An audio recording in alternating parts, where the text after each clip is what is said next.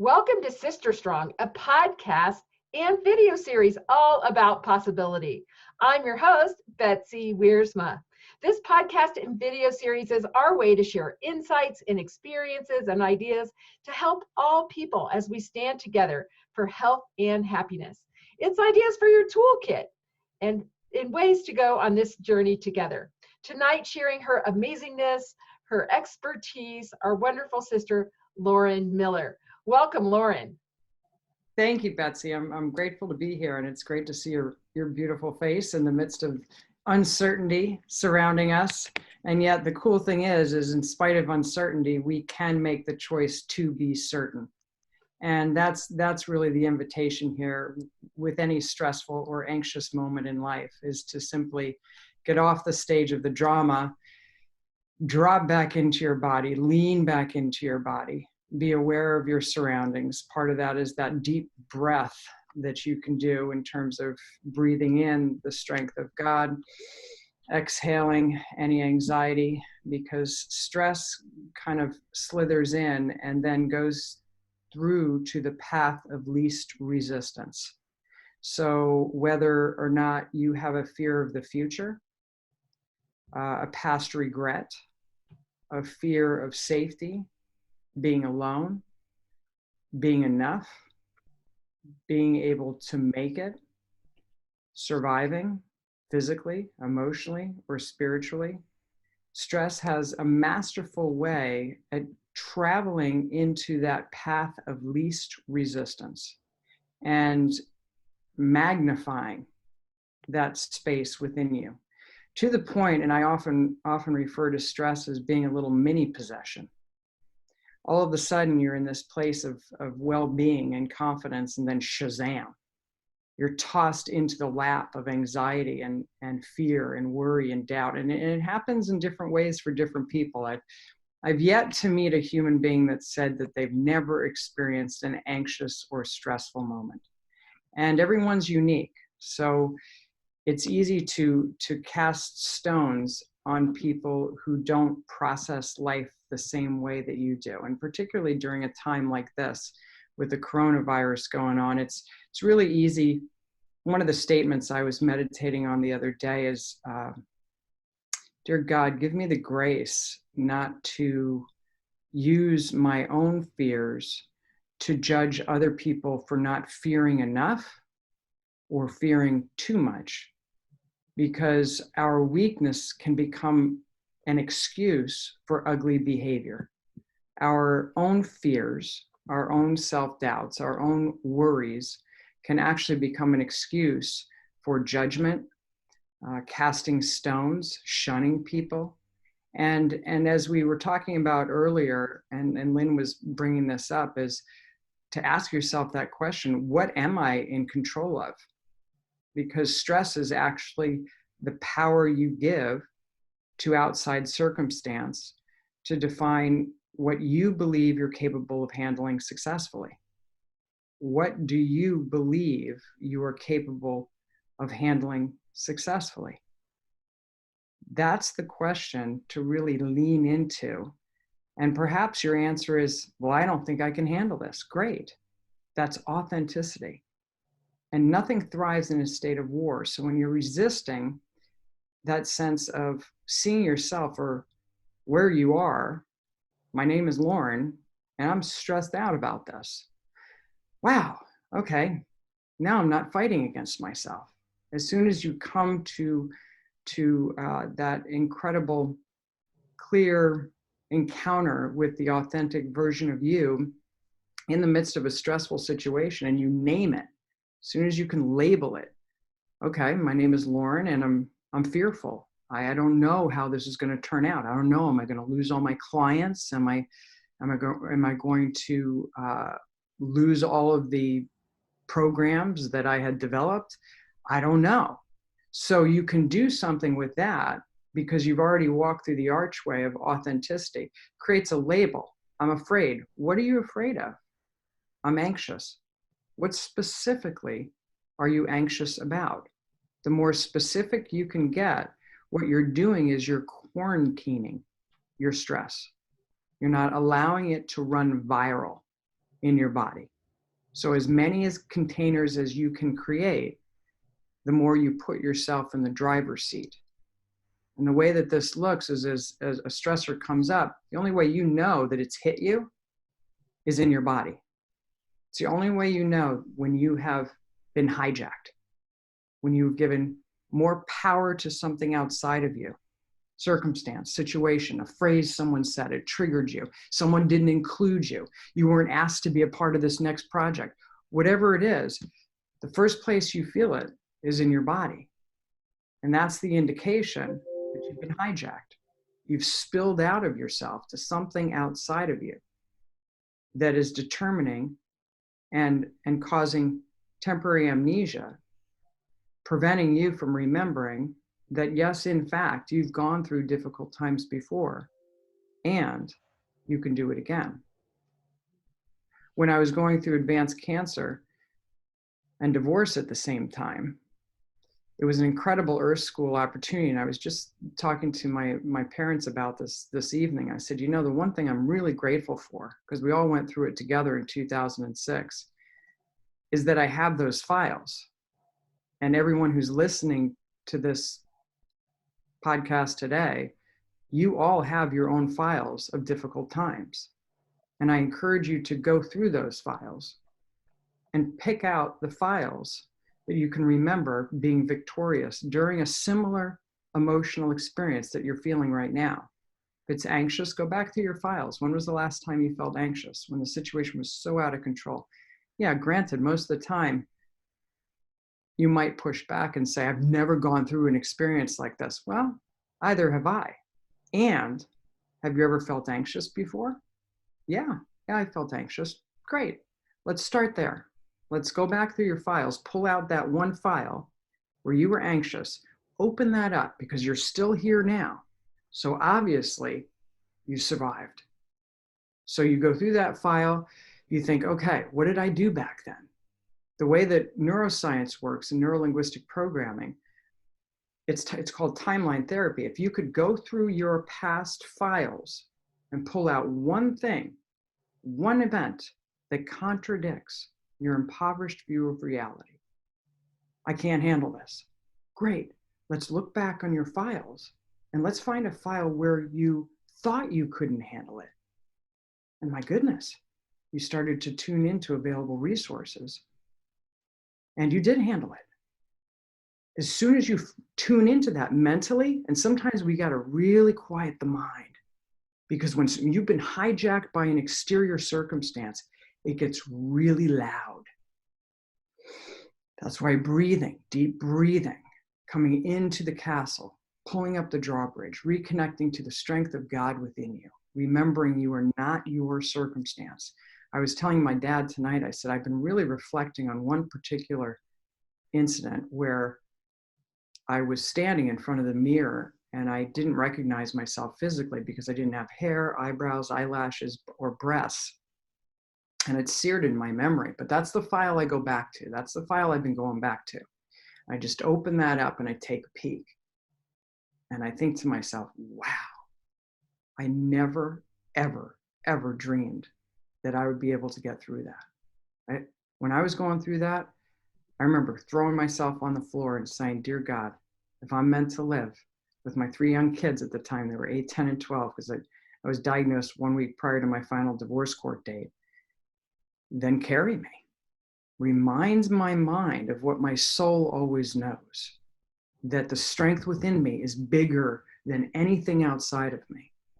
And so when I pull that file out of being bald and breastless and not knowing if I'd make it past that 5-year mark that the doctors were trying to get me to, then I can say to myself with complete honesty, and you can too, when you tune into that one event that contradicts your impoverished view or strong negative emotion of reality, you can say, wow, I have been through difficult times before. Look at that. Wow. And I'm willing to believe, by God's grace, that I can do it again. I did it before, and I'm willing to believe now moving forward, easily and naturally, that I can do it again. And I'm willing to give more authority to that memory that's ingrained in experience. So you have an anchor. You have done it before. God has given you the strength to conquer before. And it's like a domino effect to the present moment. I'm willing to believe now moving forward, I can do it again, easily and naturally. And so you're looking for those anchors from your past. You're also looking for those present quarantining statement. What's my main emotion? Where do I feel it in my body? What's my authentic feeling in this moment? That's a container. Well, I'm feeling anxious. Okay, that's not specific enough. Let's get a little more specific. What specifically are you feeling anxious about? I don't know. I just wake up and I'm anxious. Let's talk about this. Let's calm your body a little bit. I've done a lot of the EFT tapping. In fact, I was trained by Gary Craig, who was the founder of this technique, EFT, Emotional Freedom Technique. And we had several conversations, Gary and I, when I was going through advanced cancer and divorce, because he was fascinated with my experience of two of life's top stressors at the same time. Two things to remember about this process of tapping on these points, it's becoming more and more popular these days, is to be very, very specific, rather than saying, I'm just so anxious, I can't think. And very, very consistent, meaning you're specific and you're consistent, meaning you get very, very specific. What are you anxious about? Well, I'm anxious about having to let go of my employees. Okay, that's real. That is some real stuff there. Let's start there. I'm anxious because I love these people. And I've got to temporarily, whatever the situation is, tell them I can't afford to pay them. That's some real stuff there. Now we can jump in. Once you have that specificity, then you can start the EFT process, even though I'm freaking out. I'm so anxious. I love these people and I don't want to let them go. I am willing, by God's grace, to love and accept myself as I am in this moment, even though I'm really anxious about this because I love these people. I am willing to love and accept myself as I am in this moment, now moving forward. And you say that statement 3 times, then you just say the reminder phrase, I'm anxious, anxious, anxiety around letting the people go that I love, anxiety around letting go of the people I love, this anxiety. You say the first round of your negative emotion. Second time around, you alternate. I'm anxious about letting these people go. I'm willing to return to peace and confidence. I'm anxious about letting them go. I've gone through difficult things before, and I'm very resourceful. I'm willing to believe that I can come up with a creative solution to honor the people entrusted to my care when the time is right. I'm anxious about letting them go. I choose to be creative and explore my options to do this in a way that shows how much I love my people. I'm anxious about letting them go. I choose to do it in a loving, kind, and supportive way. I'm anxious about letting them go. Then the third round is all positive, all positive. I'm willing to return to peace and calm. I've gone through difficult things before. I didn't sign up for this, and I choose to do it with integrity, love, and compassion. I'm willing to surprise myself at how I'm able to offer support and kindness to the people entrusted to my care. I choose peace and calm. Don't I have to stay here in this anxiety? Doesn't this anxiety show me that I care about my people? Show them that I care about them people? If I'm anxious, now this is a whole other session I'm talking about here, but you can throw this phrase in. Doesn't it show my people I really care if I have this anxiety? Don't I have to be anxious about this? I wonder if there's another way. That's that shift statement. I wonder if there's another way. I wonder if there's a lighter way to go about this situation, easily and naturally. I'm willing to explore that. I've been resourceful before. I'm willing to activate that part of my brain. Thank you, God, for the creativity you've given me.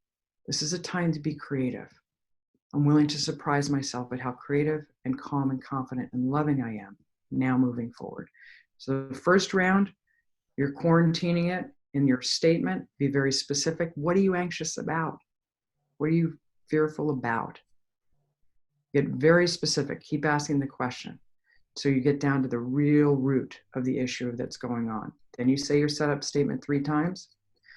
Then you do 1 round of tapping with a negative emotion. The other one, you alternate. And the 3rd round, you do it with just the positive. This is creating, there's other ways to create containers, but in the interest of time, I'm doing kind of, this is a crash course that you can apply your situation to it. So I've talked about 2 things so far. I've talked about the timeline therapy, pulling out a file from your past, now moving forward.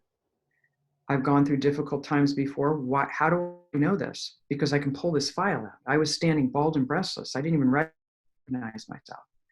I didn't know how I was going to make it with 3 young children. And here I am. I've done difficult things before. And by God's grace, dear God, remind my mind of what my soul knows. I can do this with your strength within me. I can do this. Whatever language you want to use to yourself to re-engage that divine intellect. It's divine intellect. Because we have very restricted thinking. Actually, a fun, kind of a interesting fun fact is that the average IQ is 100. Einstein was rocking about 165. When we are in a strong negative emotion, whether that be fear, whether that be resentment, regret, anger, hatred, we actually bump down our IQ 30 points to 70. 70 is the benchmark for cognitive disability, mild cognitive disability, formerly known as mild mental retardation. So if we wonder why we see some crazy behaviors going around, just know where they're fueled. We bumped down 30 points. We're doing the best we can. It'll give you a little compassion to understand the brain. And when you next time that you see a war over toilet paper going on, no judgment, just understand we've lost those points. Again, choose the person you're committed to being while you're moving forward. Can I share my screen real quick, Betsy? Yes. And Jane, if you don't mind muting yours, we're just recording Lauren right now on a podcast. And Lauren's going to change her, she's going to share screen. So I just want to share this one sheet. This is a one sheet I give to clients, but as I was kind of praying about tonight, I thought this might be helpful. This is actually something to help you set your mind. Set your mind by using your spirit to commit to 3 adjectives, 3 words, 3 adjectives that describe the person you're committed to being. I think we have someone. Am I hearing that, or is that? I think, Jane, could you mute yours? Sorry. Yeah, lower left. I don't know. Lower left. Mute your mic. Thank you. Sorry. All right. We're good. No worries at all. No worries at all. So basically, this is a one sheet, and you guys can just draw this out on a piece of paper. But it's at the center, 3 words that describe the person I'm committed to being this week. And then you go through what is one spiritual practice that will support the person I'm committed to being. One of the words that I picked for this week is humble. To be in a humble place of gratitude and service. So humility was one of my words. One spiritual practice that will support the person I'm committed to being. My spiritual practice was, before I get out of bed and before I get into bed, is to hit my knees and to be thankful that I'm alive, to be able to be a light in the world as God would desire to use me. The next one is one way your thought life will support the person you're committed to being. I do not trust my mind, my will, or my emotions. I have a very active mind. So I know when I have dead time between clients or between activities, I can't trust my mind because those ants, as we're taught in neuroscience, come marching in, automatic negative thoughts, and they'll have a heyday between my two ears. So I've learned to guard my mind. And if I don't, then I'm hijacked. So one way that I'm protecting my thought to be humble is I'm listening to podcasts. I'm listening to scriptures. I'm listening to words that edify my soul and keep me in that humble, grateful place. The next place you go is, what is one choice of emotional response I'm committed to being that will help, that will support the person I'm committed to being? Well, my one word is to be humble. So one emotional support is when I'm feeling prideful. It's not a matter of if, it's a matter of when I have those prideful defensive moments. And it could be me defending my own emotion, and therefore I give an excuse for ugly behavior, which I talked about earlier. Very careful of that, you guys. That is a very slippery little slope. We're in one emotional state and we get mad at other people because they're not joining us. We defend our fear. We defend our anxiety or our negative emotions if other people aren't understanding things the way we see them. And then the fourth way is your body. What's one way that I can commit to being humble this week? Well, it's the posturing of kneeling. That's a very humbling position for me. And so being a strong type A, D on the disc chart, I need a little kneeling to humble myself. And so these are the four different areas. So again, what are your three words to describe the person you're committed to being?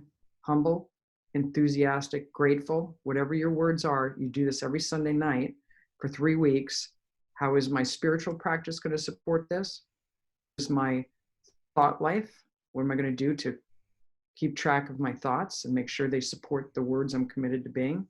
Your emotions, as well as your body. And everyone's going to be different with this. Again, I've been doing this for over 15 years, and what I've really learned is the longer I do it, every human being is very special and very unique. What works for one person is not going to work for other people, which is why I've offered 3 different tools tonight. The timeline of remembering I've done it before, I can do it again. The EFT for our kinesthetic learners, as well as our auditory learners to hear your voice speaking it. And then visual learners, which is that one sheet to offer the visual learners something to be able to see and to commit to and write down. And so these are 3 different stress relief techniques. There are hundreds of stress relief techniques. These 3 are 3 that are pretty easy to grab and go and take forward. Well, Lauren, tell everybody, of course, you're super fantastic. This is the tip of an iceberg. You have tons of books and recordings and so many things. Could you tell people how to get a hold of you and how to find you? Sure. Just my main website, laurenemiller.com, laurenemiller.com. Particularly in this specific time, I'd encourage you to go to the programs tab at the top. Just click on that. The drop-down menu will take you to stress relief programs. Click on that because I've put several tutorials up there on that page for you to learn how to apply that, specifically that EFT technique, because it was a real quick go tonight. And even more importantly, my podcast, Edge God In, not out, in, edgegodin.com. And that's my podcast. And I feel that that's actually, when you're talking about planting good seeds in the world, that's probably the one that is most needed, particularly in these times. So edgegodin.com. Well, thank you, Lauren, for coming and helping to share just this 3 fantastic techniques for stress relief here with all of us in the CampExperience Network and the world. Thank you all for listening to Sister Strong, the podcast and video series, to just help us go through this together and stand up for a happy and healthy life. This is part of the Global Sisterhood Podcast Network, Women with a Voice on Purpose for Good. Please share our helpful messages for others who are looking for uplifting ideas for a happy and healthy life and a great connection to a sisterhood who really cares about you. I'm your host, Betsy Wiersma.